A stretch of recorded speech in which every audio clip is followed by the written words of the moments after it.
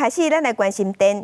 台电伫这个拜一，因为有4部机组跳掉，电的备选容量降到只剩3%，赶紧启动买电的措施，有请台积电一寡用电的大户卖电给台电，则度过咱国内限电的危机。也若电钱即马是风声讲，一度是买8块至12块，算是买到上贵的价效，这是伫立法院引起讨论。另外，对拜二开始，桃园3天内已经发生7届停电。台北的东区伫昨暗嘛有700多户停电。外界即马拢在回讲，咱台湾到底是毋是有欠电，也是咱的电网伤烂？准经济部长郭志辉伊表示，等伊上任了后，伊会整理国内电力，提出完整的报告。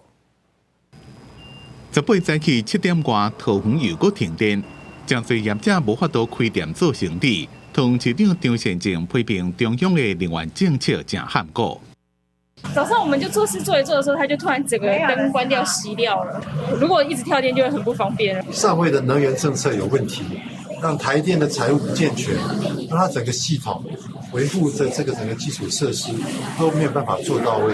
桃园自10日开始，大园、中立、高山等所在就停3变电，总共停电超过1万户以上。平顶区附近17夜停电，18早起桃园区甲龙潭区等所在1点钟久内停3变电，上久的一遍停超过7点钟。拜四暗，台北市东区也停电，台电讲是因为设备故障，造成大安区复兴南路一段到敦化南路一段总共772户停电。台电伫咧19发生4部机组跳电，除了调配水力发电，也启动数量警戒。请台积电等用电大户支援电力，才闪过这边限电的危机。这一次的成本又要花了多少？有的大概8块钱，有的是比较贵的是10块钱一吨。12块不？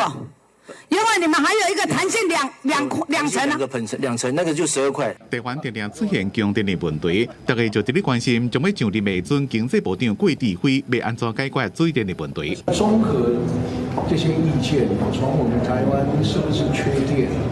那台湾可能要多少电，那才能够满足这个产业的需求？我希望我在上任以后有一套比较好、比较完整的这个报告，来向各位做一个详细的这个说明。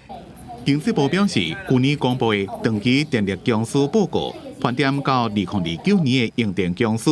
未来会伫咧郭志辉的带领下，继续推动稳定供电。记者综合报道。